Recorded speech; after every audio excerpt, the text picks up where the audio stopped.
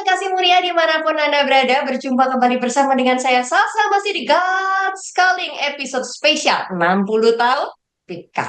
Senang banget ya hari ini saya bisa menyapa kekasih mulia sekalian dan ini waktunya udah semakin dekat dengan hari ulang tahun PIPKA ya, perayaan selebrasinya PIPKA ini tinggal minggu depan nih. Nah, dan seru banget ya. Nah, di kesempatan kali ini saya kembali akan menghadirkan seorang narasumber yang spesial juga pastinya. Kenapa dibilang spesial? Karena ini tempatnya. Hmm. Tempatnya ya. Masih di area Jawa, tetapi di manakah itu? Dan ini selalu bikin penasaran karena kemarin sempat ya di awal-awal sesi kita ini sempat di-spill nih ya sama Pak Oki. Tapi kita mau kenalan secara langsung dengan pribadi yang satu ini. Karena apa? Ada kisah yang menarik yang pastinya kekasih mulia akan dapatkan dan bisa juga belajar sesuatu dari kisah beliau. Oke, tanpa lama-lama lagi saya akan perkenalkan siapa tamu saya hari ini ya. Halo Pak Cahya, apa kabar? Halo, selamat pagi. Puji Tuhan, luar biasa. Wow, akhirnya saya ketemu dengan Bapak nih ya. Soalnya hanya lihat sebelumnya hanya lewat ini profil picture WA Hmm. dan Iya, belum iya. sempat ngobrol secara langsung. Jadi ini juga pertemuan pertama saya bersama dengan Pak Cahya nih ya. Oke, mungkin banyak kekasih mulia pada bingung nih ya, Pak Cahya ini siapa sih, asalnya dari mana gitu ya.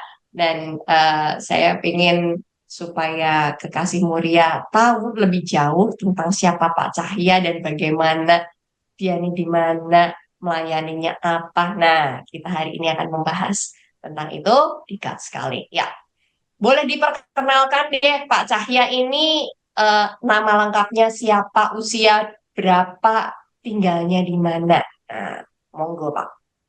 Oke. Terima kasih Mbak Salsa, selamat pagi. Terima kasih atas waktunya. Puji syukur kalau pagi ini saya boleh bertemu dengan Mbak Salsa, mungkin bisa menyapa rekan-rekan yang lain yang ada di PIPKA. Ya, mungkin kalau di grup hamba Tuhan PIPKA nama saya tertulis di situ. Ya, namanya hanya pendek saja Cahya, sebetulnya tidak ada nama panjangnya, Mbak.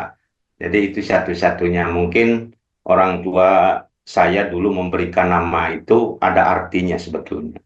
Cahya itu kalau Ya. dalam bahasa Sunda itu cahaya, Mbak. Hmm. Mungkin harapan orang tua saya nanti satu saat anaknya bisa menjadi terang, bisa menjadi berkat bagi banyak orang.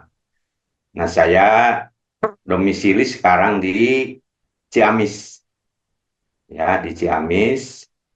eh, Istri satu, tentunya anak empat, cucunya udah banyak, sudah tujuh, Mbak.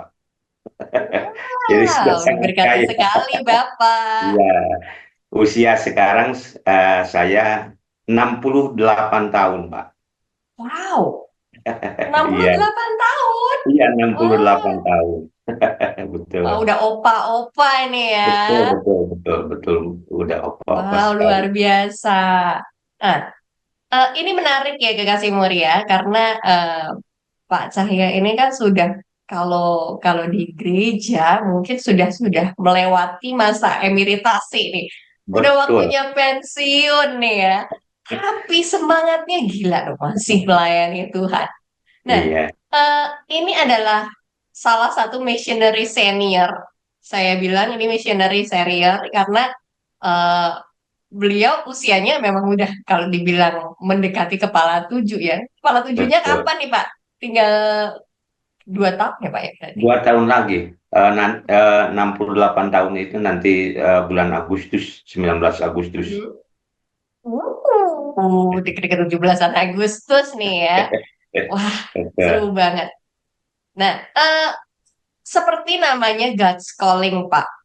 Hari ini Ya. kita akan ngobrol-ngobrol tentang pengalaman Bapak. Nah, boleh kasih gambaran dan cerita ke kita nggak Pak? Kita lovers dan kekasih mulia bersama dengan saya juga. Saya penasaran. Dulu tuh Bapak memang asalnya dari Ciamis, Mhm. kemudian latar belakangnya seperti apa sih Pak? Boleh diceritain nggak ke kita? Baik, baik, terima kasih. Eh, Sekali lagi saya sangat bersyukur karena sebetulnya saya ini bukan latar belakang teologi ya. Jadi betul-betul saya orang awam. Jadi kalau Alkitab bilang ini saya ini adalah hamba Tuhan kejadian, Mbak. Karena Tuhan yang menjadikan saya sebagai hambanya. Bukan hamba Tuhan keluaran seperti teman-teman yang lain, keluaran teologi dan sebagainya. Saya betul-betul orang awam yang Tuhan jadikan sebagai hambanya. Cuma pada awalnya memang saya cuma punya hati, Mbak, punya kerinduan. Tuhan, saya ini sebetulnya punya hati, punya kerinduan untuk melayani pekerjaan Tuhan. Nah, sedangkan saya ini bukan bukan apa-apanya, tidak ada apa-apanya, apalagi teologi pun saya tidak mengenal itu. Tuhan, saya hanya punya hati untuk melayani pekerjaan Tuhan.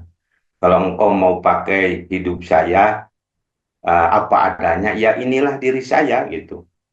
Nah, jadi sejak saya berdoa menyerahkan itu, akhirnya saya ada kerinduan yang sangat luar biasa untuk terjun ke pelayanan gitu. Nah, pada waktu itu sebelumnya saya punya pikiran, Pak, punya pikiran begini, pikiran saya untuk melayani pekerjaan Tuhan itu kan harus sekolah, harus orang sekolah dulu teologi dan lain sebagainya. Tetapi pikiran itu dipatahkan, saya semakin yakin bahwa Tuhan bisa memakai siapapun dengan latar belakang apapun, termasuk saya yang tidak mengenal teologi ya, Tuhan pun bisa pakai. Nah, jadi pikiran saya pada waktu itu ke situ. Jadi bagaimana saya bisa melayani pekerjaan Tuhan? Saya tidak tahu apa-apa. Saya tidak sekolah gitu. Tapi Tuhan bilang, eh, yang melangkah saja gitu. Orang kan suka punya pemikiran, harus sekolah dulu, diperlengkapi dulu, baru melangkah. Tetapi saya kebalikannya. Tuhan bilang, ya melangkah dulu. Betul. Ketika saya ambil keputusan untuk melayani pekerjaan Tuhan, mau melangkah pekerjaan Tuhan, langkah demi langkah saya mulai diperlengkapi, Mbak. Nah, jadi kata Tuhan melangkah dulu, baru Tuhan yang memperlengkapi, bukan diperlengkapi dulu. Itu yang pengalaman saya. Jadi saya pun butuh waktu yang sangat panjang untuk menggumuli apakah diri saya betul-betul dipanggil atau tidak. Ketika di tahun 2023 datang panggilan dari PIPKA untuk bergabung dengan PIPKA, saya berdoa sangat lama. 6 bulan saya berdoa untuk meyakinkan apakah memang betul-betul saya dipanggil ke arah itu. Karena pikiran manusia kan harus, seperti tadi saya bilang, harus punya pengetahuan dulu, harus ada pengalaman dulu. Saya betul-betul nggak ada pengalaman apa-apa. Ya selama 6 bulan kami berdoa, Tuhan, kalau Tuhan mau pakai saya, inilah diri saya. Dan saya hanya satu minta tanda dari Tuhan. Kalau Tuhan betul memanggil saya hanya minta satu tanda. Satu, mungkin keluar istri mendukung, anak-anak mendukung, gitu untuk. Nah, dalam jangka 3 bulan, saya baru dapat jawaban itu, Mbak. Jadi, pertama 3 bulan setelah berdoa, istri mendukung. Ya, kalau Bapak mungkin merasa yakin bahwa Bapak dipanggil untuk melayani pekerjaan Tuhan, saya mendukung, gitu. Nah, di bulan yang kelima, baru anak-anak juga meresponi, ya, kalau Bapak merasa diri Bapak dipanggil Tuhan untuk melayani pekerjaan Tuhan, kami sebagai anak-anak Bapak, kami sangat mendukung sekali. Nah, itulah perjalanannya. Jadi, tahun 2023 itu saya harus hijrah ke Tasik, Pak. Saya kan lahir di Ciamis. Jadi, saya harus melayani, merintis di Tasikmalaya. Nah, jadi bagi orang Sunda itu pergumulan lagi sangat berat, Pak, sebetulnya. Untuk meninggalkan kampung halaman itu, Ya, orang karena Sunda, kampung halaman erat sekali ya sama orang oh, Sunda ya. oh, itu Oke, oke, sangat oke. sangat erat, sangat berat sekali. Makanya, ya Tuhan lah, saya mohon kekuatan, saya mohon penyertaan dan tuntunan Tuhan. Akhirnya, ya kami membulatkan tekad, kami hijrah ke Tasikmalaya. tahun Wow, 2023. wow. Oke. Sebelum melangkah lebih jauh nih, Pak, saya mau tanya dulu, balik lagi Oke, ya dengan oke. pertanyaan lagi. Ah, jadi Bapak sebetulnya di awal itu, Bapak kan kelahiran sekitar 57, 57, Mbak. ya 57 tahun Ya. 57. Bapak terlahir dari keluarga yang memang sudah mengenal Kristus kah? Atau sebetulnya ada pengalaman lain sampai Bapak mengalami perjumpaan pribadi dengan Tuhan? Eh, ya, saya jelaskan juga bahwa saya lahir di keluarga dari berbagai latar belakang kepercayaan, Mbak. Oh, oke. Betul. Ibu saya orang Kejawen, penghayat kepercayaan. Bapak Mhm. saya orang Muslim, dan saya lahir tahun 57 itu Katolik. Oh, kok bisa? Iya, begitu. Kok bisa? Kok bisa, Iya. Pak? Ya karena Gimana ceritanya? ya tahun 57 kan orang tua saya yang dulunya Kejawen itu secara serentak di Tanah Pasundan itu masuk Katolik pada waktu itu yang hadir ya Oke. di jadi mereka masuk ke situ karena agama suku itu nggak diridhoi oleh pemerintah pada waktu itu kan hanya ada beberapa agama dan tidak boleh ada agama lain yang pada waktu itu berdiri. Jadi eh, yang agama suku itu agama Jawa Sunda namanya itu dibubarkan tahun 65. Jadi mereka serentak masuk ke Katolik pada waktu itu. Jadi bukan Kristen yang hadir duluan, tapi Katolik pada waktu itu. Makanya tidak heran kalau tadi saya tahun 57 lahir orang tua sudah Katolik. Oke, itu baru ibu aja atau ibu dan bapak akhirnya? Baru ibu saja, bapak Oke, masih Muslim. oh, oke, oke, oke, oke. Karena ibu mas waktu itu kan kejawen dan Betul, kejawen itu tidak bisa diterima ya sama betul. pemerintah. Oke, jadi di atas dasar itu akhirnya bapak terlahir secara Katolik. Iya, betul, betul. Oke, nah boleh tahu nggak sih Pak sebetulnya bapak ini berapa bersaudara sih Pak di keluarga?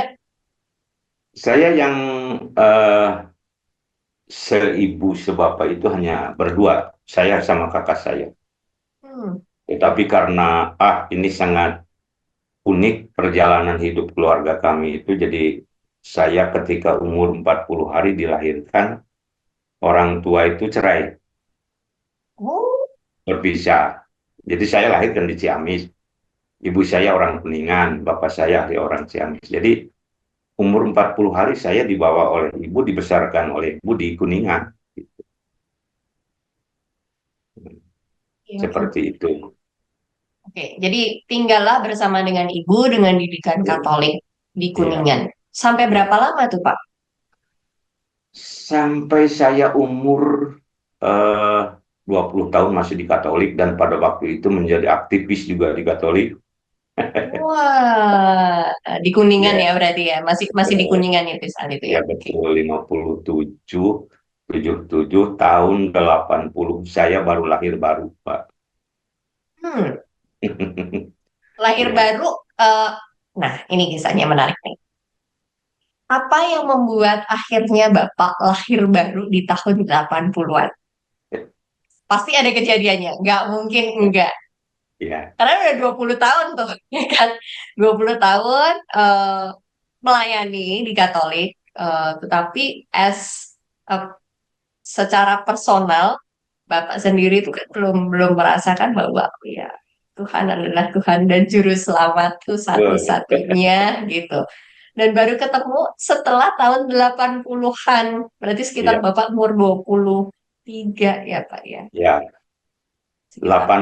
80 sampai ya di awal 80-an lah sampai tahun sekitar 85. Jadi umur 23-an Hmm. betul.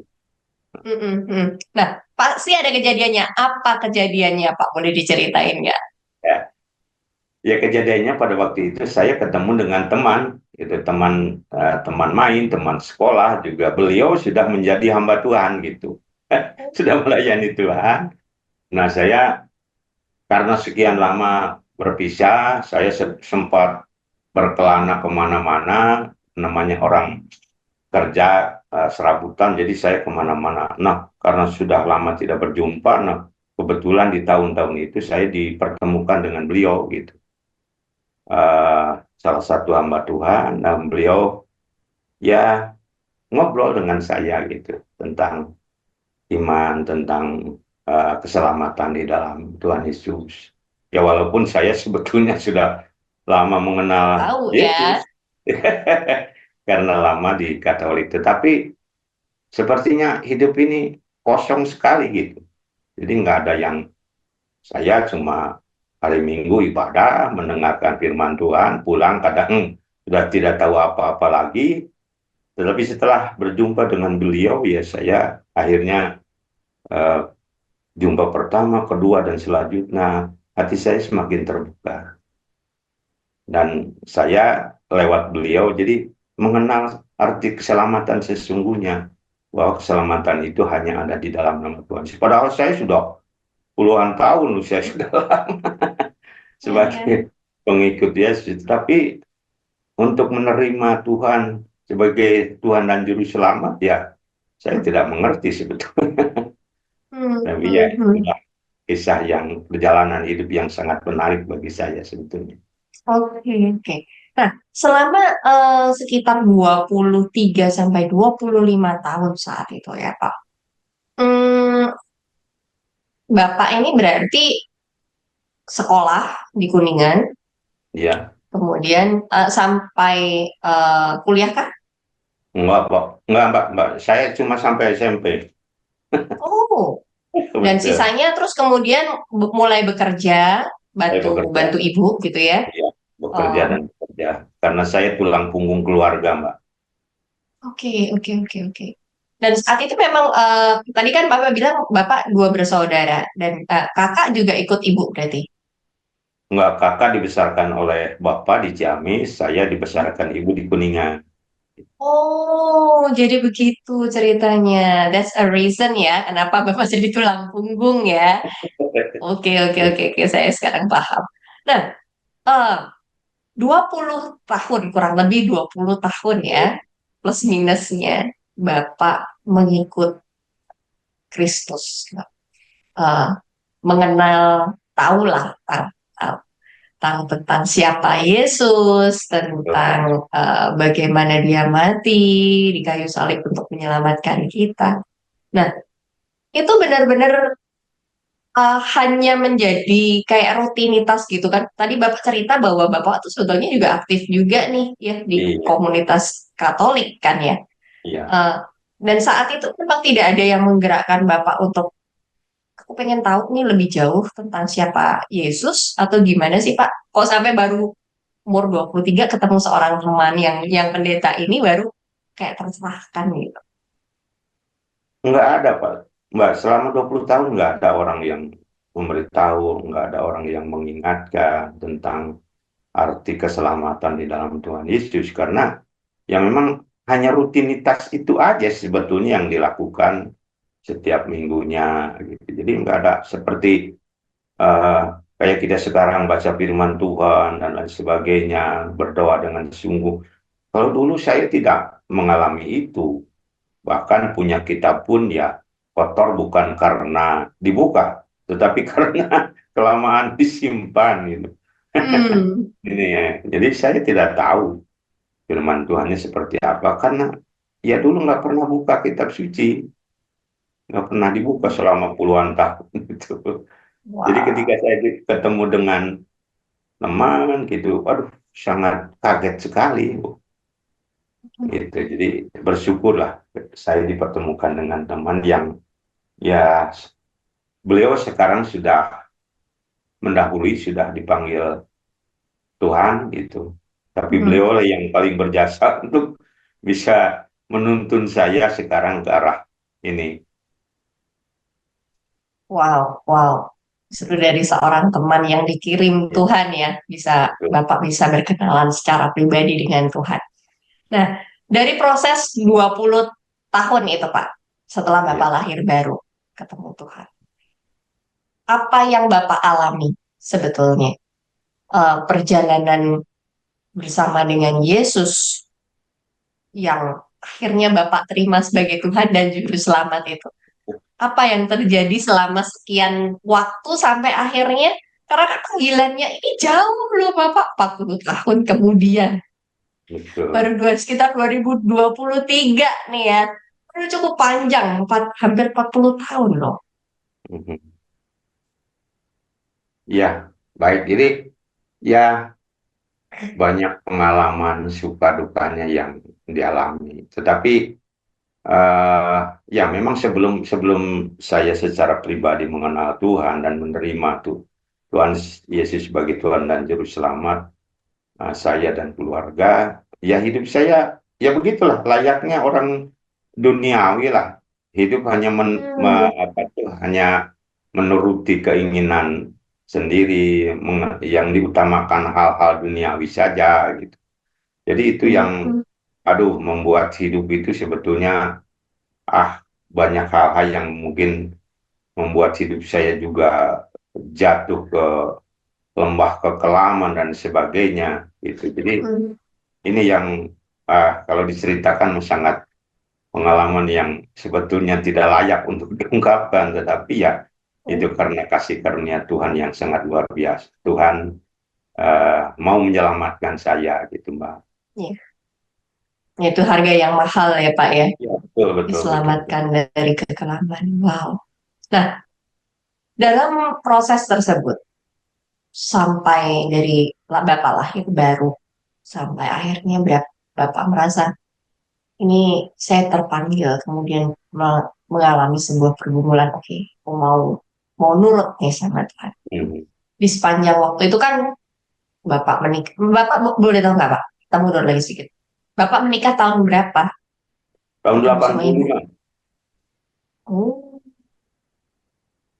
tahun jadi 85. setelah lahir baru itu ketemu sama ibu. Ya, jadi prosesnya mungkin karena saya lahir di Ciamis, akhirnya ketemu jodoh saya balik lagi ke Ciamis dan ketemu ibu gitu di Ciamis di Oke. tempat kelahiran saya gitu. Oh, jadi Bapak dari Kuningan itu kembali ke Ciamisnya tahun berapa tuh Pak? Sekitar tahun hampir masuk tahun 80-an lah, Oke. Oke, oke, oke, oke, oke. Jadi ketemu ibu justru di Ciamis. di Ciamis di tempat kelahiran. Oh, jodoh nggak kemana ya. Iya, Kembalinya betul. ke tempat yang sama. Oke, oke, oke. Jadi ketemu dengan ibu eh anak Tuhan. Ya, sama ibu juga dari latar belakang penghayat juga, kepercayaan, terus juga beliau juga lahir di Katolik juga seperti saya. Mhm. Jadi saya itu dulu ya selain aktivis di Katolik juga karena pernah aktif juga di kejawen juga sebetulnya pada waktu Oh, karena apa karena ada masih boleh ya Pak ya? ya. Masih boleh ya? Kalau misalnya sudah ke Katolik tapi masih melakukan sama beberapa ritual kejawen gitu masih boleh ya Pak saat itu? Katolik itu sampai sekarang nyampur Mbak sebetulnya. Oke, Jadi mereka oke. itu juga masih karena latar belakangnya dari situ dari kejawen mereka memeluk salah satu agama, tapi ketika ada rutinitas, ada acara-acara apa di eh, komunitas itu, ya mereka masih ikut gitu. Oke, oke, oke. Jadi ketemu dengan ibu yang notabene sebetulnya mirip-mirip nih sama Ya Bapak nih mirip ya. mirip mirip mirip. Situasinya mirip-mirip sama Bapak. Nah, Ya, ketika menikah kemudian membangun sebuah rumah tangga, eh, lahir baru dengan situasi yang sebetulnya juga masih meraba-raba dan sambil mengenal Kristus. betul. Tantangannya apa, Pak, saat itu? Tantangannya tidak mudah sebetulnya.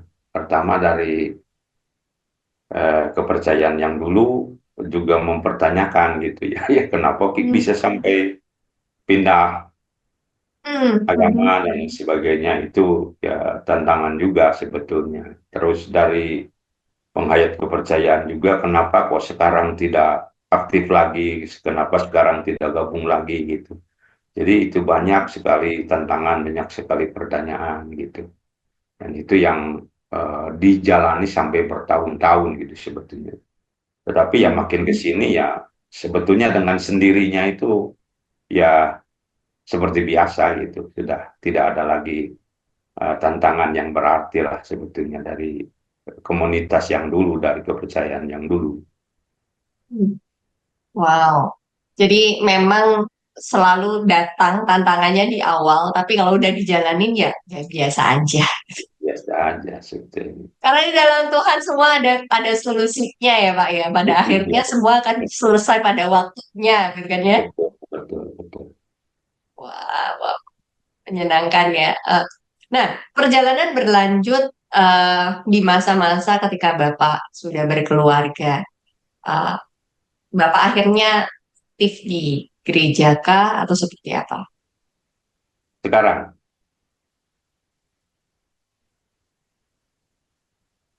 ayo, oke Pak, pertanyaannya? Nah, jadi setelah Bapak lahir baru, kemudian menikah dan membangun keluarga, Ya, kehidupan rohaninya jadi seperti apa nih? ya.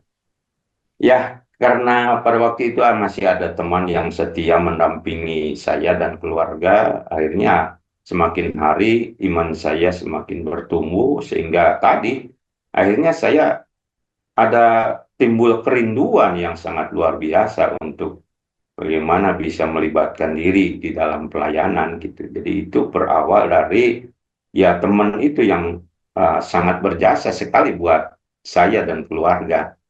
Sehingga Hmm, eh, atas dasar bimbingan dari beliau, ya boleh dikata sampai sekarang gitu, saya punya kerinduan yang sangat luar biasa untuk boleh melayani pekerjaan Tuhan gitu. Itu berawal dari bimbingan beliau juga gitu. Jadi oke.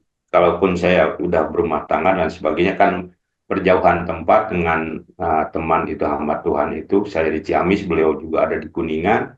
Tapi beliau terus dengan setia membimbing, terkadang sering ketemu gitu. Itu yang membuat iman kami semakin bertumbuh gitu, Mbak. Oke, oke. Nah, dari perjalanan tersebut, iman semakin bertumbuh, keluarga jadi semakin solid, Bapak akhirnya juga membimbing keluarga Bapak Iya, eh, bersama dengan 4 orang anak untuk cinta sama Tuhan, melayani Tuhan. Nah, iya. di dalam keseharian, eh, Bapak tuh juga timbul keinginan untuk bersaksi, melayani dalam artian melayaninya yang Bapak saat itu pikirkan apa nih? Pelayanan bentuknya seperti apa yang dibayangkan sama Bapak?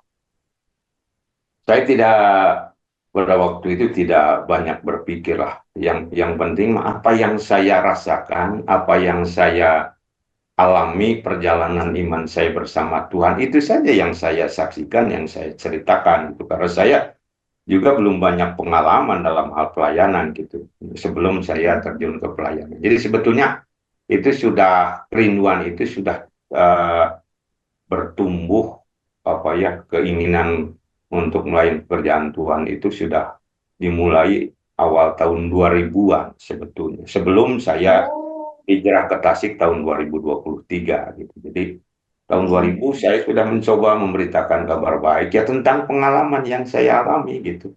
Oke. Bagaimana Maksudnya dari kesaksian pribadi ya, Pak ya? betul dari kesaksian pribadi. Jadi Hmm. yang saya ceritakan kepada keluarga di sinilah, saudara-saudara di sini yang di tempat kami dan keluarga berada di sini awal-awal mulanya ya kami yang merintis menceritakan kabar baik itu yang kami alami kepada saudara-saudara di kampung saya ini gitu. Hmm. Eh, Kalau boleh tahu, Pak, di lingkungan itu memang eh, kondisinya seperti apa? Masyarakat dan keluarga di situ juga masih beragama yang campur-campur tadi, latar belakang yang campur-campur tadi, atau seperti apa? Apakah memang udah ya ada yang tahu nih siapa Tuhan, tapi juga hidupnya nggak penuh seperti apa ya namanya, yang menyerahkan kehidupannya kepada Tuhan gitu. Ya. Jadi di sini kondisinya sebetulnya ada berbagai macam ada berbagai macam kepercayaan. Di sini ada 4 golongan di sini. Yang pertama mayoritas itu sudah pasti, yang Mm-mm. kedua Katolik, yang ketiga itu penghayat kepercayaan. Nah, kita ini bagian yang minoritas sekali, yang paling kecil. Jadi kami di sini hidup rukun gitu. Jadi ini merupakan desa percontohan pilot proyeknya Kabupaten Ciamis dalam hal kerukunan. Oke, wah itu sebuah keuntungan tuh ya. Oh, betul. Jadi kami di sini walaupun mayoritas di sini bebas mau beribadah, mau pujian, mau apapun bebas. Ini khusus di tempat ini di kampung halaman saya. Ini Mm-mm. toleransinya sangat tinggi dan itu terus apa ya dipertahankan. Oke, oke. Nah, bikin kayak persekutuan gitu nggak sih Pak bersama dengan keluarga dan orang-orang yang memang percaya Yesus juga di daerah Bapak? Ya ada persekutuan setiap hari Kamis, ibadahnya hari Kamis sore gitu. Mm. Kenapa harus sore? Ya kami disesuai kalau di kampung itu kan kalau siang mereka harus kerja kemana ke kebun ke sawah ya udahlah kita ambil waktu yang mereka sudah senggang jadi ambil waktunya sore hari Kamis jam 4 sore itu yang persekutuannya di tempat saya. Hmm. Oh, jadi Bapak juga menyediakan tempatnya untuk teman-teman bisa bersekutu di situ ya Pak Ya ya? tempatnya giliran Mbak di setiap rumah rumah jemaat. Oh, oke, oke, oke, oke, oke. Ya, jadi nggak terlalu bermasalah karena memang ada toleransi ya di situ ya. Dan pemerintah juga tahu bahwa di desa ini, di dusun ini memang ada komunitas orang Kristen gitu. Jadi diketahui oleh Hmm. pemerintah. Khusus yang di daerah sini, tapi belum yang di daerah-daerah lain mah tidak seperti ini gitu, yang pelayanan-pelayanan di tempat lain. Jauh lebih susah ya Pak ya? Ya, ya, jauh lebih susah. Tetapi ada triknya sendiri mungkin untuk itu ada triknya sendiri. Wah, jadi gini, memang komunitas di Tanah Pasundan ini kan agak unik ya. Eh, Betul. karena saya sempat tuh baca beberapa literatur dan baca beberapa kisah sebetulnya. Kenapa di Tanah Pasundan ini susah sekali masuk missionary itu. Mm-mm. Ngabar Injil susah banget rasanya. Karena Betul. ada satu dan lain hal, mungkin kekasih Muria atau Pipka Lovely yang pada penasaran kenapa ya, bisa googling deh ya. Nanti boleh cari tahu di Google. Karena banyak banget itu, banyak banget artikel yang sebetulnya menceritakan eh, kisah di balik Tanah Pasundan ini. Dan susahnya mereka untuk bisa menerima apa, berita berita baik ini gitu. Dan em, seperti yang diceritakan Pak Cahya tadi bahwa di Tanah Pasundan itu masih kuat banget ya sama agama suku. Sekalipun tidak diakui sama pemerintah, tetapi agama suku ini juga masih banyak yang mengikuti. Begitu Mm. ya Pak ya. Ya Dan betul. kepercayaan kepercayaan mereka ini masih sangat kuat tetap terhadap apalagi terhadap leluhur dan lain sebagainya. Eh, pernah nggak sih Pak ada tantangan yang terkait dengan hal tersebut ketika harus Tantangan berhadapan dengan masyarakat Tanah Pasundan ya itu khususnya betul. nih ya. Ya, tantangan sudah pasti ada. Saya kan eh, dibagi per wilayah. Saya ada di wilayah satu namanya wilayah penyembah satu itu teh di dalamnya ada 17 kecamatan. Nah dari 17 kecamatan ini baru ada 5 kecamatan yang ada orang percayanya.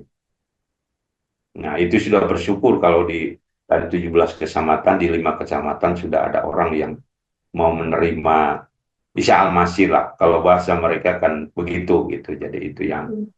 Nah, kenapa orang Sunda sulit untuk menerima berita keselamatan di dalam Tuhan Yesus? Pertama, orang Sunda punya prinsip begini, orang Sunda itu dari sananya gitu, dari sananya itu memang menurut mereka sudah Muslim. Padahal agama leluhur orang Sunda itu bukan Muslim, tetapi ya kepercayaan agama suku gitu. Nah, Muslim masuk di tanah Pasundan itu nggak tahu tahun berapa, tapi yang awalnya adalah agama orang Sunda itu adalah Sunda Wiwitan. Sunda Wiwitan yang sering ada di Baduy dan pusatnya sekarang juga di Kuningan gitu. Itu namanya Sunda Wiwitan. Tetapi pada umumnya orang yang M itu mengklaim bahwa orang Sunda itu dari dulunya sudah Muslim gitu. Jadi kalau ada orang Sunda yang percaya Tuhan Yesus atau Isa Al-Masih, itu sesuatu yang sangat aneh bagi mereka gitu. Sehingga ketika ada orang yang percaya sama Tuhan Yesus, menerima Tuhan Yesus, itu tantangannya sangat berat sekali bagi mereka gitu. Ya, itu mereka harus bayar harga untuk imannya itu gitu. Karena banyak dapat pertentangan juga dari masyarakat sekitarnya ya Pak ya. Ya, Ya karena betul. bayangannya karena Pak Cahya ini beruntung banget ada di lingkungan yang toleransinya cukup tinggi. Nah, Betul, betul. berbeda situasi ketika tidak di tidak di situ gitu ya. Ini Ya, ini akan jadi cerita yang berbeda gitu. Nah, bersyukur karena Pak Cahya ada di tempat itu. Nah, saat mendapatkan panggilan, kemudian ditemukan sudah ada perenungan, kemudian sudah didoakan, dapat persetujuan juga dari istri maupun anak-anak. Akhirnya mengambil sebuah keputusan yang cukup ekstrim dari Ciamis menuju ke Tasikmalaya. Kenapa Tasikmalaya saat itu? ya, saya kurang tahu, mungkin itu sudah rancangan Tuhan. Padahal yang didoakan saya itu bukan Tasikmalaya pada waktu itu. Saya Oh berdoa ya, untuk masih wilayah Kuningan, itu tepatnya di Dusun Tangkolok, itu Kecamatan Kuningan. Itu yang saya doakan, Tuhan, kalau Tuhan mau dan Tuhan izinkan, Tuhan mau pakai saya ingin melayani di satu daerah pelosok di Dusun Tangkolok itu. Tetapi ya akhirnya kenapa pilihannya jatuh ke Tasikmalaya? Itu padahal ya saya berdoanya ke mendoakan daerah lain. Tapi ya mungkin itu sudah rancangan Tuhan bahwa di Tasikmalaya perlu kehadiran orang yang membawa damai di sana gitu. Jadi itu hmm. pun cukup panjang lah untuk sampai ke Tasikmalaya itu. Jadi berbagai eh, masalah dan persoalan pun ya ketika sudah sampai di sana pun ya kami alami gitu di sana gitu. Eh, pergumulan terberat Pak ketika pindah ke Tasikmalaya dari Ciamis yang memang basisnya saat itu desa dan dusunnya Bapak ini toleran banget nih ya. Ya, Kemudian mengambil sebuah langkah yang cukup besar dengan pindah ke Tasikmalaya, daerah yang sebetulnya saya bisa simpulkan ini cukup eh, hijau lah. berbeda ya, berbeda dengan Kuningan yang memang Bapak udah kuasai sekian lama, gitu kan? Maksudnya lingkungannya Bapak ngerti nih ya, antara yang Ya, Kuningan dan Ciamis nih Bapak ngerti. Ini kan lingkungannya baru nih, Bapak nih sama-sama nggak tahu nih nanti akan apa yang diperhadapi. Tantangan paling besarnya apa sih Pak ketika pindah ke sana dan akhirnya oke kita bikin deh gitu, kita kerjain tempat ini. Apa itu saat itu? ya, tantangan terberat pada waktu itu yang pertama memang ya seperti tadi saya sampaikan bahwa untuk orang Sunda sebetulnya harus pindah ke daerah lain itu ya tantangan terberat itu pertama seperti itu. Jadi meninggalkan kampung halaman itu bagi kami orang Sunda itu berat sekali berbeda dengan suku-suku lain itu sampai keluar pulau dan sebagainya. Orang Sunda mah hanya pindah seperti Ciamis ke Tasik pun sudah sangat berat karena tali persaudaraan orang Sunda itu sangat erat sebetulnya. Nah, tantangan selanjutnya ya yang kami alami di sana ya ini bagaimana gitu harus apa yang kami lakukan di sana terus mungkin apa yang harus eh, platform yang kami pakai itu harus apa gitu. Jadi itu memang menjadi pergumulan juga. Tapi ya sebetulnya saya tidak memperkenalkan diri di sana pun sebagai hamba Tuhan, ya sebagai orang biasa lah, sebagai pekerja biasa. Malahan saya awalnya kerja di pabrik juga, itu di pabrik penyulingan akar wangi di Tasik, ya. di sela-sela itu ya kami mencoba memberitakan kabar baik gitu. Jadi itu Oh, yang kami pakai juga, mungkin kerja sebagai petani juga dan sebagainya. Itu yang platform yang kami pakai pada awalnya kami berada di Tasikmalaya. Jadi sampai akhirnya saya kembali lagi ke Ciamis pun orang Tasik, terutama orang M yang ada di sekitar tidak tahu bahwa saya ini adalah hamba Tuhan gitu. Itu yang yang wah, terjadi di sana. Betul. kamuflase gitu ya Pak ya judulnya ya. Iya, iya Kayak betul. bunglon ya, di situ nggak kelihatan gitu. Tiba-tiba ada aja.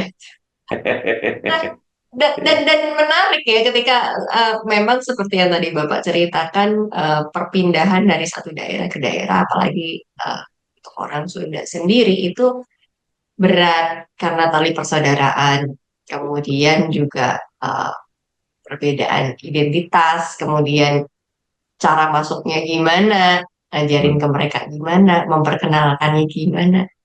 Dan trik jitunya Pak Cahya ini apa nih Pak saat itu? Apanya? Trik jitunya apa sampai bisa maksudnya sedikit banyak mulai mulai mengabarkan Injil, Ya. tapi sampai orang nggak sadar gitu. Kalau Bapak ini sebetulnya kabar Injil. Ya. Ah, yang kami pakai ya seperti itulah. Jadi pertama kami tidak membuka apa tuh identitasnya sebagai hamba Tuhan. Yang kedua memang cara yang kami lakukan ya sangat panjang lah untuk mendekati orang Sunda itu. Pertama harus bangun relasi dengan baik sampai baik dengan mereka.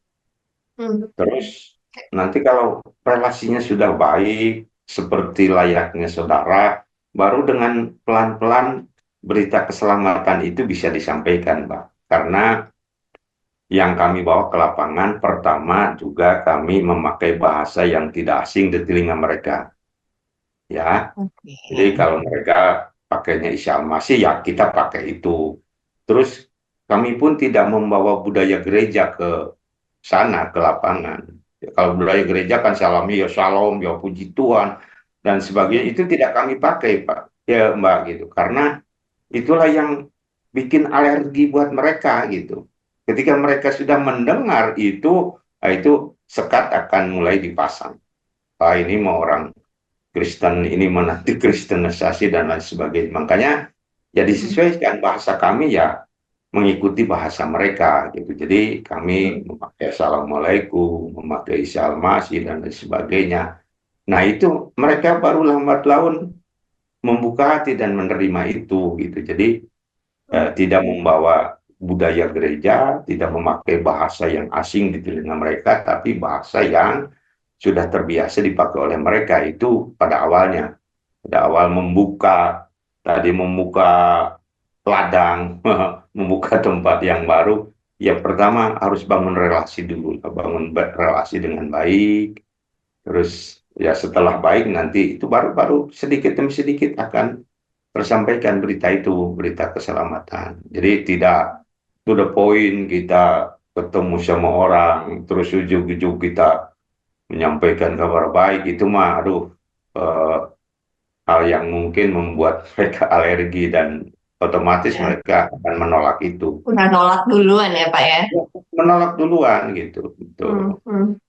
Nah, berapa lama tuh waktu itu Pak Cahya ada di Tasik?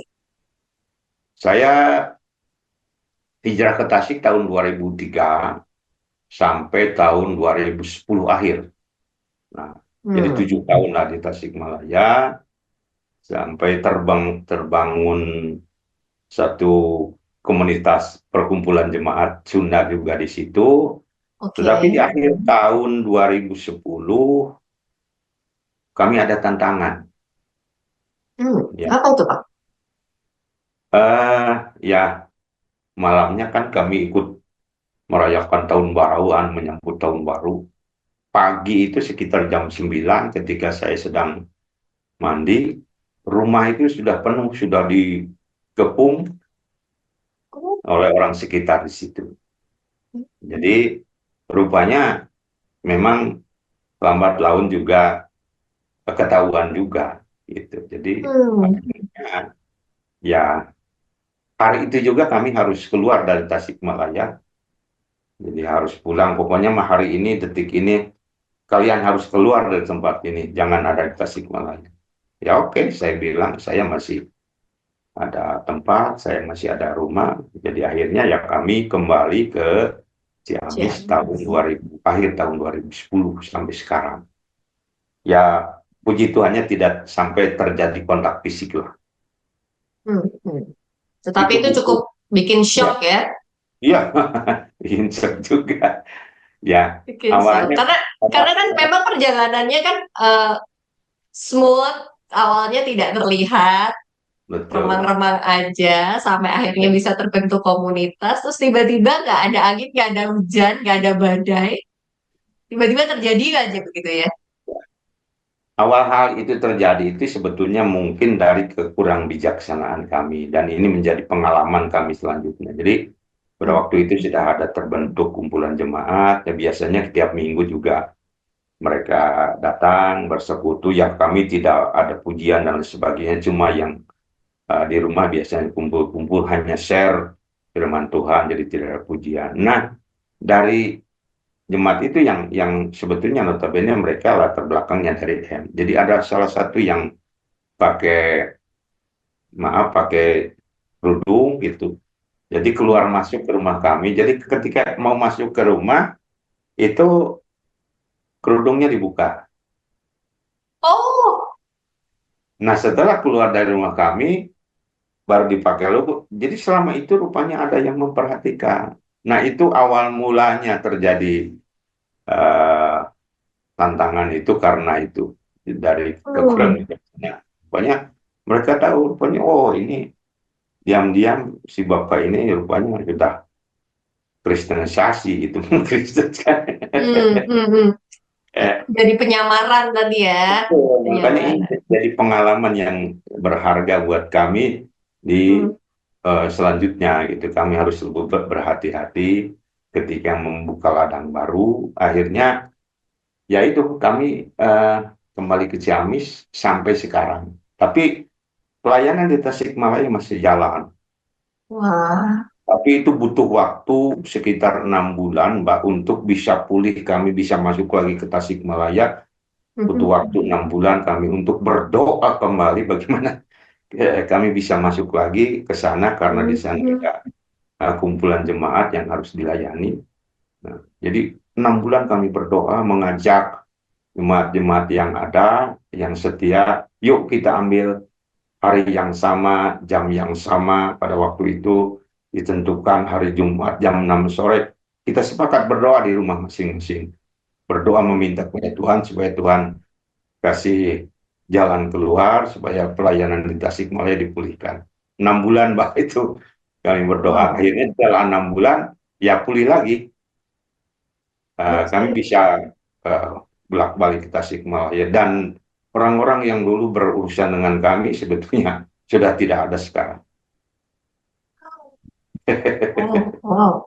Nah, kalau boleh tahu nih, ada berapa banyak jemaat yang terlayani di Tasikmalaya saat itu?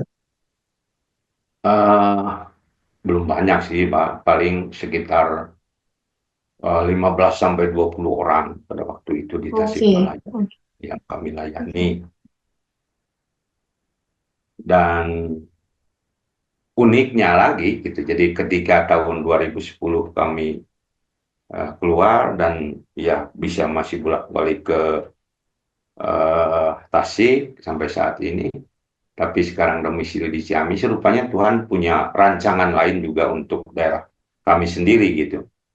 Apa itu, Pak? Ya, kalau dulu kan pelayanan hanya di Tasikmalaya, tetapi setelah kami keluar dari Tasik dan pindah ke Ciamis, sekarang ada tempat-tempat baru yang buka di Ciamis gitu. Jadi ada Oh. beberapa kecamatan yang eh, sudah dirintis, termasuk ini yang 1,5 tahun juga. Rupanya Tuhan, karena dulu saya di apa tuh lama di Katolik dipersiapkan di situ, ternyata pengalaman di situ juga sekarang bisa dipakai juga untuk menjangkau komunitas orang Katolik juga. Hmm. Sekarang ada Wah. sekitar eh, 10 orang di tempat baru di Kuningan, ya di tempat saya dulu dibesarkan. Ini ada Mhm. teman-teman Katolik yang sekarang sedang dimuridkan. Oh. Dan mereka yang 10 orang itu punya pegangan jemaat masing-masing. Ada yang 30 keluarga, ada yang 20 keluarga, ada yang 25 keluarga. Jadi bayangkanlah kalau dari 10 orang mereka rata-rata punya 10 keluarga, itu paling tidak sudah 200 keluarga yang mereka layani. Wow, luar biasa. Ini sedang Cara dijalani. Tuhan ya, Pak ya. Terkadang Betul. itu memang susah ya. Iya. Itu memang kita kalau dari sesi-sesi saya yang sebelumnya bersama dengan rekan-rekan kita selalu bilang, kita tuh janganlah ya punya em, pikiran jelek sama Tuhan. Tuhan, kenapa sih kok ini harus terjadi di dalam kehidupanku? Loh, lagi baik-baik aja nih. Terus tiba-tiba Betul. Tuhan seolah-olah mendatangkan badai, terus bikin semuanya yang kita rencanakan baik, ternyata jadi berantakan gitu. Nah, Mhm. sebetulnya Tuhan sedang menginginkan bahwa jangan rencanamu yang jadi rencanaku Iya, dong. betul, betul, betul. Dan karena Tuhan mau kerjakan sesuatu yang lebih besar. Dalam kisah Pak Cahya ini kita belajar Ya, ketika kita nggak berburuk sangka sama Tuhan, apa yang Tuhan kerjakan. Pak Cahya sendiri itu nggak ada angin, nggak ada hujan loh. Kasih ya, Muria, Yuka Lover, bayangin dalam sewaktu sekian tahun semua berjalan smooth, semua nggak kesannya nggak terjadi apa-apa, nggak ya, ada badai, percikan api juga nggak kelihatan sama sekali. Tiba-tiba it the one moment Tuhan bikin Pak Cahya harus keluar dari Tasik dan wow semuanya berubah, betul. unpredictable. Itu bahkan mungkin Pak Cahaya saat itu juga nggak kepikiran nih mau ngapain lagi nih gitu kan ya. Iya, betul. Cuman kepikiran keluar dari Tasik dan pulang ke Ya, Ciamis. Dan kita nggak pernah tahu bahwa ternyata Tuhan sedang mempersiapkan Pak Cahya untuk membangun ladang yang baru, mhm. membuka ladang yang baru, dan justru itu jauh lebih banyak nih. Betul, Kapasitinya diperbesar ya, betul. kapasitasnya diperbesar. Bahkan yang seperti yang baru disampaikan Pak Cahya bahwa ada 10 orang yang dimuridkan dan masing-masing ini juga melayani. Betul. Dan yang dilayani banyak loh, kasih mulia. Bayangkan. Itu, wow, luar biasa banget sih. Kita bisa melihat karya pekerjaan tangan Tuhan itu memang susah ya. Kalau kita jengkalin pakai tangan, nggak bisa. Betul, betul, Pak.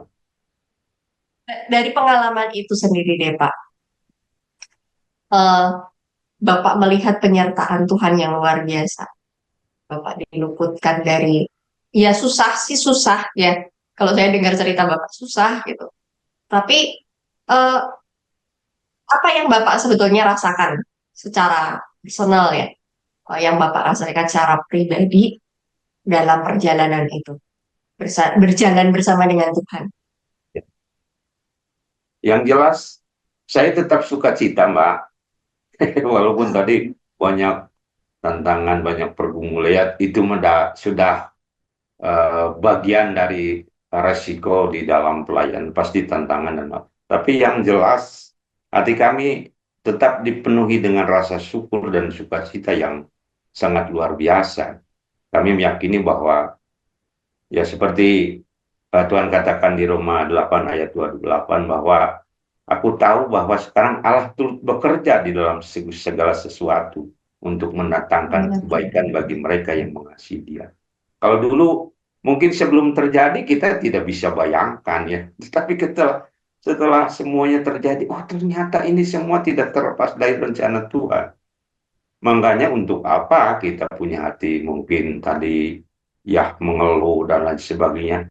Kami tetap bersyukur dan bersuka cita, bersyukur sampai usia segini pun kami masih diberikan kesempatan, kepercayaan untuk bisa melayani Tuhan, pergi kemana-mana bersama istri. Itu satu hal yang sangat luar biasa bagi kami itu. Ya, Itu yang terjadi dalam kehidupan kami. Kalau tantangan rasanya setiap waktu, rasanya setiap waktu yang Tuhan beri itu kayak extra time lagi betul, Tuhan betul, masih betul, percaya, Tuhan betul, masih percaya hari ini. Wow, di usia 67 tahun ya, kita masih bisa melihat teladan dari seorang Pak Cahya. Saya sendiri nggak membayangkan bahwa eh, ya saya sempat tinggal di Bandung gitu ya. Itu oh, betul. kota ya. Saya sempat tinggal di Bandung beberapa tahun ke belakang karena untuk studi. Saya memang melihat bahwa identik seperti ya mirip seperti yang diceritakan Pak Cahya Mhm. bahwa masyarakat di sana walaupun sudah di daerah perkotaan ya udah rural udah campur aduk gitu. Toleransi juga udah mulai meningkat apalagi ini kan karena kota besarnya tapi namanya Betul, Jawa Barat Tanah Pasundan itu masih identik gitu loh. betul. Identitinya masih kuat sekali terhadap Iya, itu jadi kalau misalnya kita mau melebur bersama dengan mereka, kita bisa tuning lah ya dalam artian ya, satu frekuensi sama mereka ya kita harus membaur. Dan betul, salah betul. satu cara yang paling mudah untuk membaur adalah mencoba untuk serupa. Serupa Iya, tapi iya, tak sama ya. iya, iya, betul, betul, betul. Casingnya seperti sama, tapi dalamnya beda gitu Iya, loh. iya, Dan itu memang tidak mudah. Tidak mudah. Apalagi dalam masyarakat adat, kemudian pada akhirnya Pak Cahya bisa tuh ke Kuningan ke satu desa yang sempat diimpi-impikan itu. iya. Saya juga tidak mimpi, Pak, Mbak sampai ke situ juga ketemu dengan rekan-rekan di sana yang dulu latar belakangnya sama, tetapi ternyata itu pengalaman yang dulu didapat itu bisa dipakai sekarang untuk mendekati mereka gitu. Jadi ini yang, aduh, sangat bagi kami sangat luar biasa. Ternyata Tuhan itu luar biasa sekali itu. Jadi Hmm. mempersiapkan ya secara pribadi mungkin saya dan keluarga itu dengan pengalaman yang apa adanya, tetapi itulah yang Tuhan pakai bagi diri pribadi saya untuk bisa melayani pekerjaan Tuhan itu, Mbak. Wow, wow. Eh, dari cerita Pak Cahya, teman-teman, kekasih mulia dan Pipka Lover, saya perlu menggarisbawahi satu eh, kata. Kata ini sebetulnya sudah terucap sama Pak Cahya di awal tadi. Iya. Saya tidak bisa apa-apa, saya tidak tahu apa-apa. Tapi karena saya mau, kan pasti perlengkapi. Hmm. That is true. Ketika semua sudah berjalan, sekarang Pak saya berarti udah melayani Tuhan 40 tahun ya Pak ya. Ya, 40 tahun berjalan bersama dengan Tuhan dan tidak pernah sekalipun Tuhan meninggalkan Pak Cahya. betul. Bahkan memperlengkapi dari setiap kejadian yang dialami pun, baik yang enak, gak enak, susah, kayak gimana Tuhan tetap menunjukkan jalan. Oh ternyata gini setelah kita lewat terus akhirnya kita cuma tercengang-cengang ya Pak ya. Betul, Oh betul. ternyata maksudnya ini. Oh ternyata pengalaman kemarin itu untuk ini gitu loh. Iya, Dan terkadang kita jangan ya suka membatasi Tuhan dengan pikiran dan rencana kita. iya, iya. Bayangkan bahwa pikiran dan rencana kita itu selalu terbatas ya. Mhm. Sedangkan pikiran dan rencana Tuhan itu loh yang di luar batas pemikiran kita.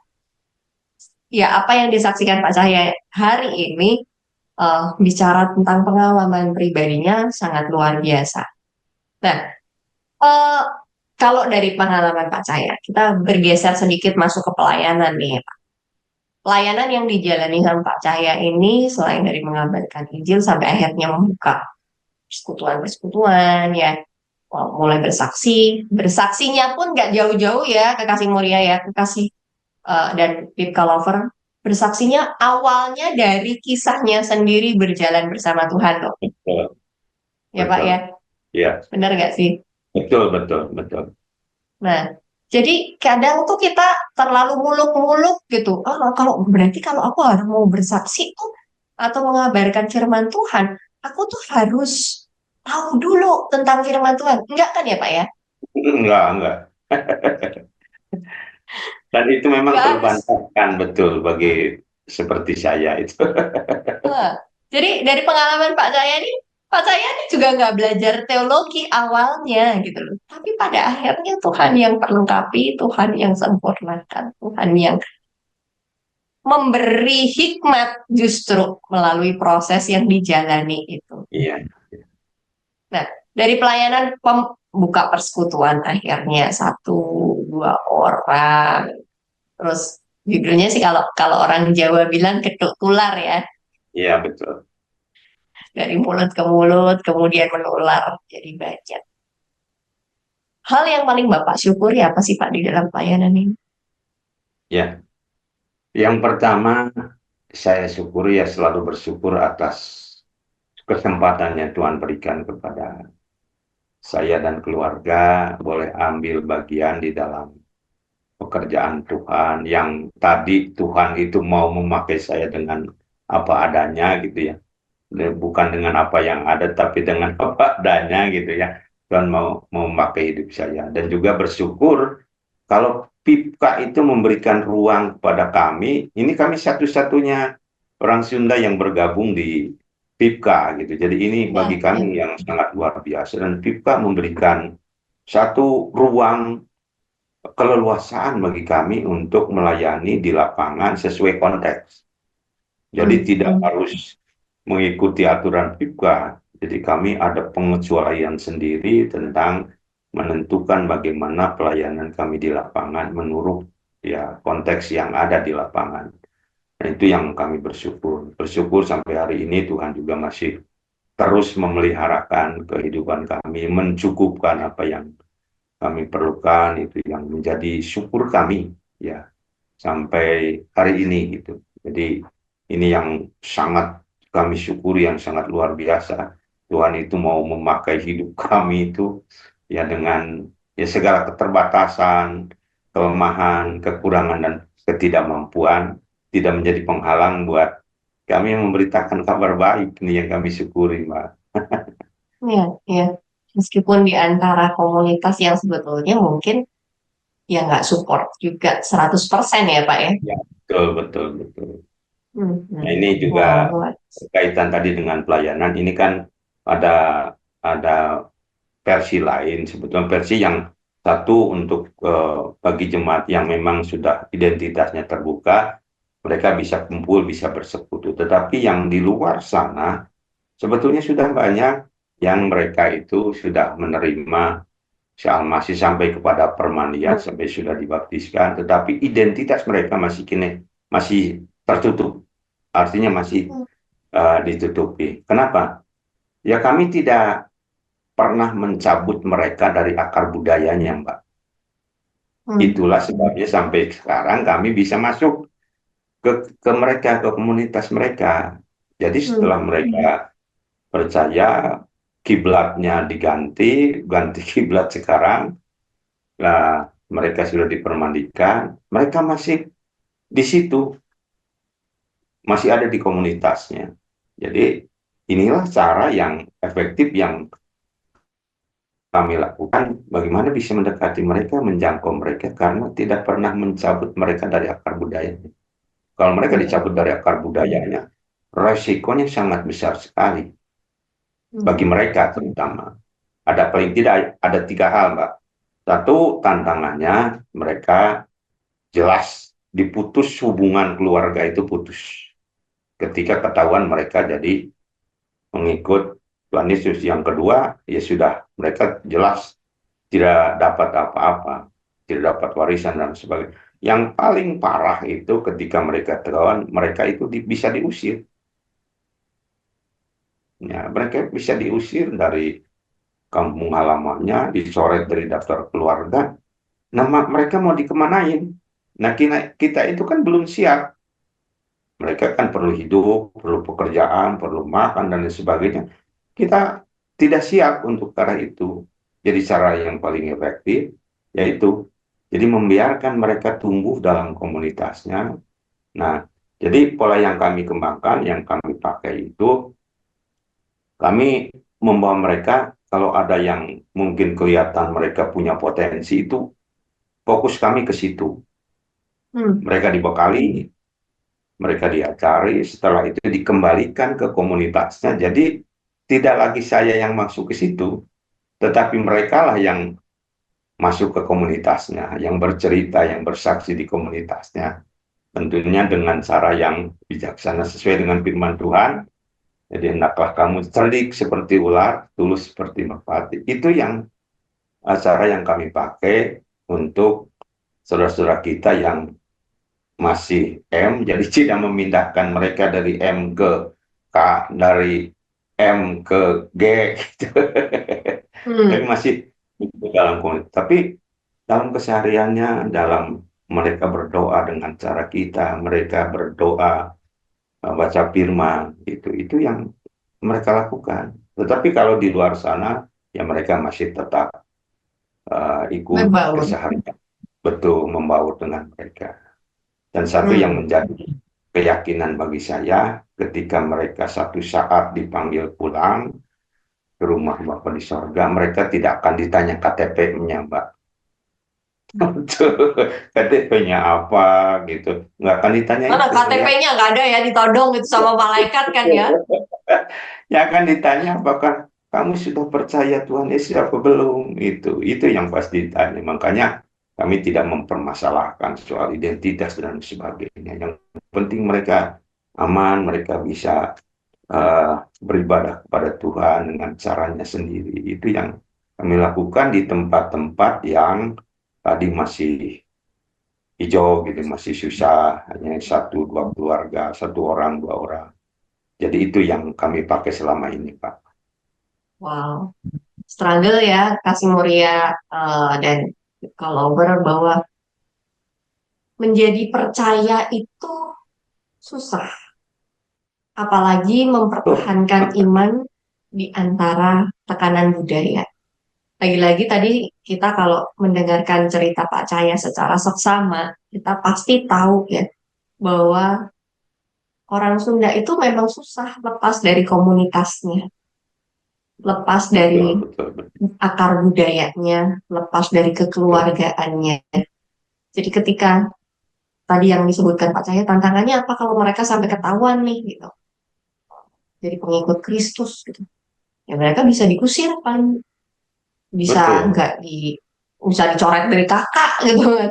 Terus Ya, bahkan lebih jauh lagi memang berdasarkan hukum mereka nggak dapat waris. Lu bisa nggak dianggap anak tuh, bisa gitu kan ya Pak ya. Dan iya, ini iya, betul. ekstrim, cukup ekstrim, dan di budaya mereka gue nggak bisa gitu. Aku nggak bisa kalau nggak ada keluarga gitu. Karena budaya kekeluargaan dan suku ini kerekatan budaya suku ini kuat sekali di Tanah Pasundan. Iya, Wow, ini nggak sangat-sangat tidak mudah buat teman-teman yang saat ini untuk mempertahankan, apalagi yang tinggal di Tanah Pasundan, untuk mempertahankan iman. Jadi buat kalian yang saat ini sangat-sangat nyaman sekali kalian dengan identitinya, aku pede banget nih anak Tuhan gitu. iya, Berbahagialah kamu yang dengan mudah bisa mengakui itu. Karena banyak sahabat dan saudara kita di Tanah Pasundan susah sekali untuk melakukan hal tersebut. Karena satu dan lain hal, karena budaya, karena keluarga. Karena itu tidak mudah. Dan ada banyak kisah sebetulnya kalau kita bicara buat mereka sampai harus keluar dan merelakan. Itu yang Tuhan bilang bahwa tinggalkan sanak saudaramu, keluargamu, ibu, bapakmu, ya kan? Dan ikutlah aku. iya, Itu berat loh. Dan itu nggak gampang. Apa yang dibilang Yesus di situ tuh tidak mudah, betul. tidak mudah dilakukan. Apalagi untuk saudara-saudara kita di tanah Pasundan. Wow, luar biasa sekali. Nah, ini karena ini ulang tahun Pipka nih, Pak. Terima kasih loh buat kisahnya. Mungkin ada pesan dari Pak Cahya buat Pipka lover, buat kekasih Muria, buat saya juga. Apa nih pesannya dari Pak Cahya buat kami semua di ulang tahun Pipka yang Ya, ke-60 ini? ya pesannya kita harus tetap semangat memberitakan kabar baik, jangan takut karena di luar sana Banyak orang-orang yang rindu untuk mendengar kabar baik, untuk menemukan jalan keselamatan, sebagaimana doa mereka juga. Doa mereka ketika mereka bersembahyang, akhirnya ditutup dengan ucapan, "Ya Allah, tunjukkanlah aku jalan yang lurus, jalan yang benar." Nah, itu sampai sekarang saudara-saudara kita belum menemukan jalan itu. Kalau sudah menemukan jalan itu, berarti mereka doanya akan berubah. Doanya mungkin mereka bersyukur, "Ya Tuhan, terima kasih Engkau sudah tunjukkan aku jalan yang lurus, jalan yang benar." Sampai sekarang doanya masih gitu-gitu saja. Dalam artian mereka belum menemukan jalan yang lurus, jalan yang benar. Nah, ini kerjaan siapa? Ya, ya pekerjaan kita semua, bagian kita semua untuk memberitakan kabar baik dengan cara-cara Tuhan, bukan dengan cara kita.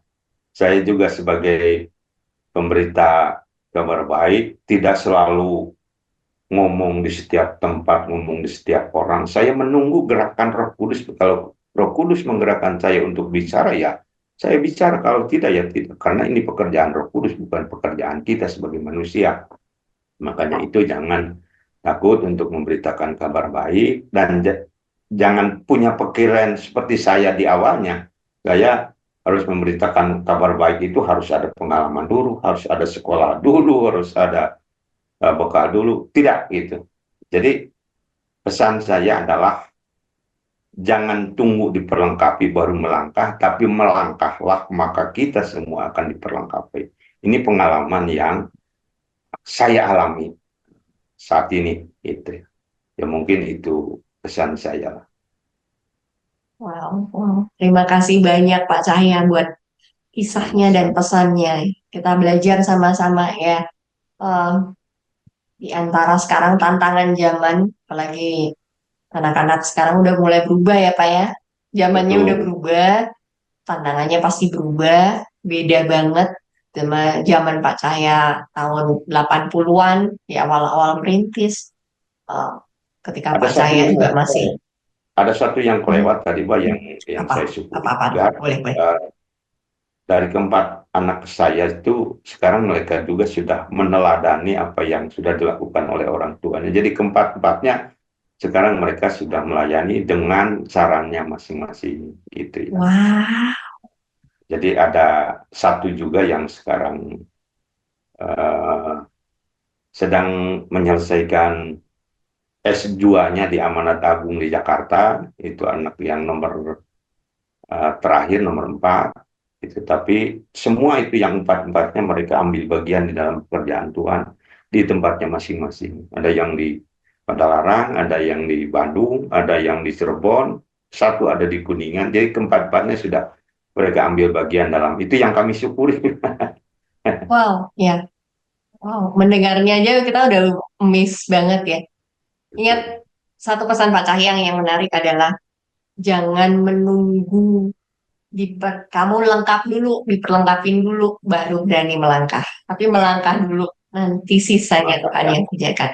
Karena memang pekerjaan pengabaran Injil ini kita tidak membatasi.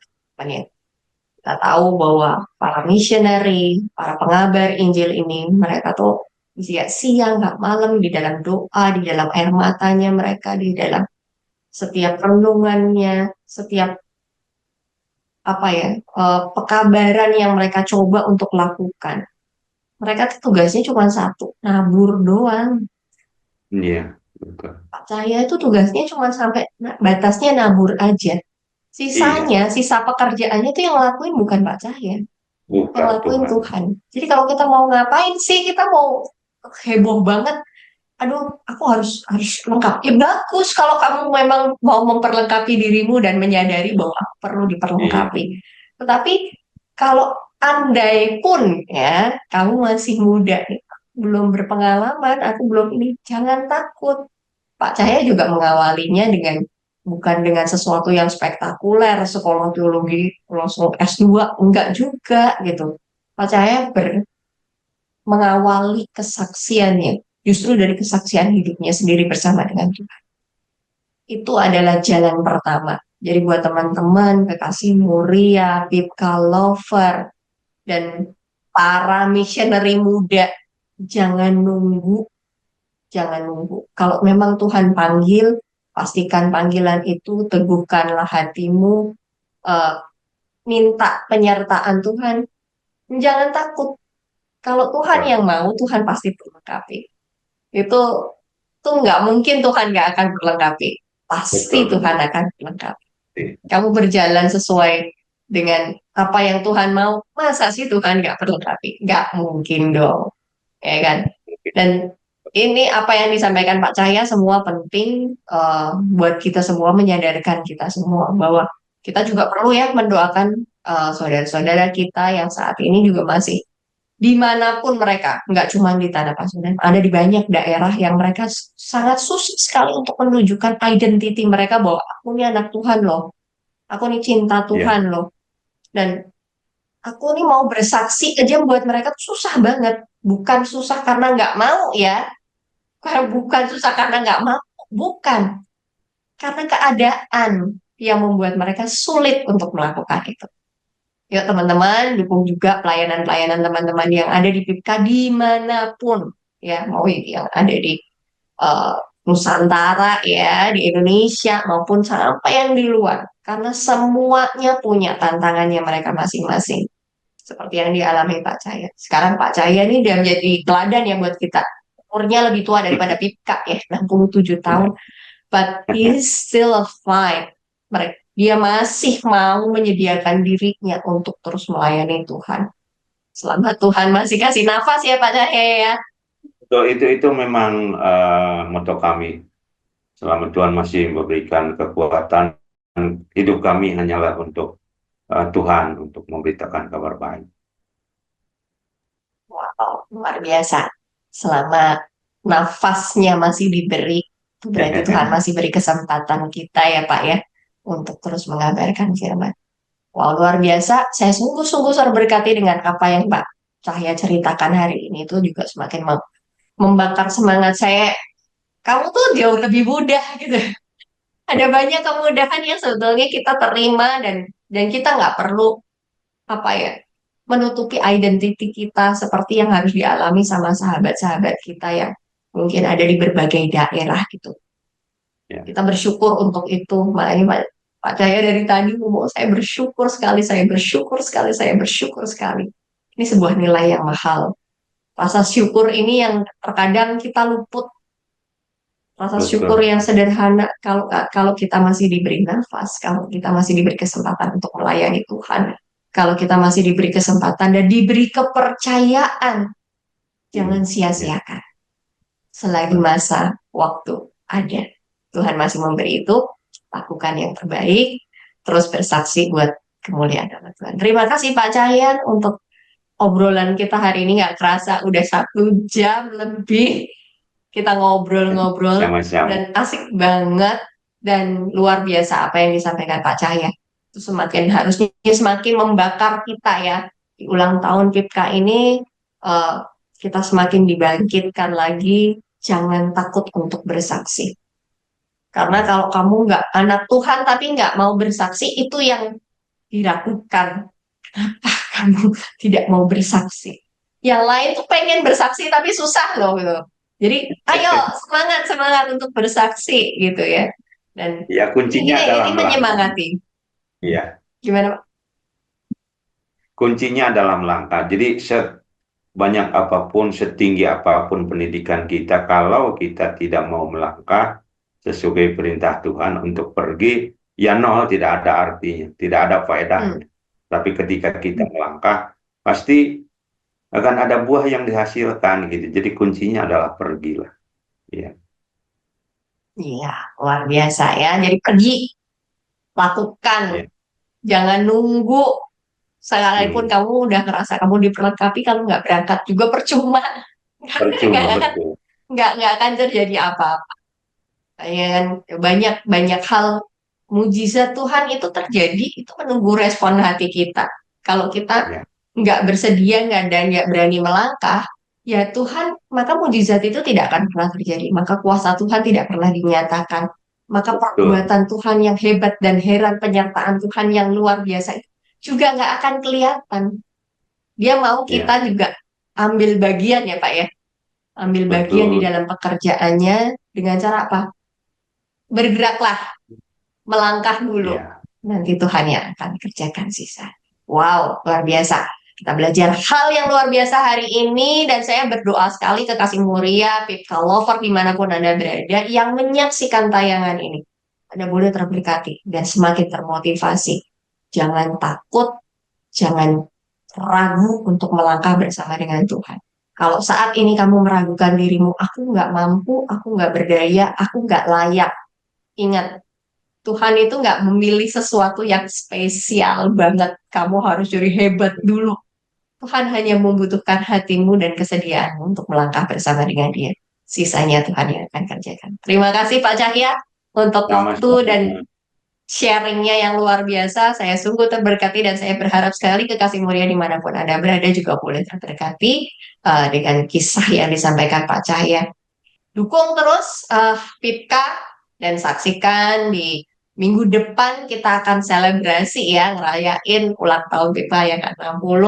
Doa saya untuk Pipka terus maju, untuk Pipka terus semangat, untuk Pipka menjadi terang, menjadi berkat, menjadi perpanjangan tangan untuk puji kemuliaan nama Tuhan. Terima kasih. Sampai ketemu lagi minggu depan. God bless you.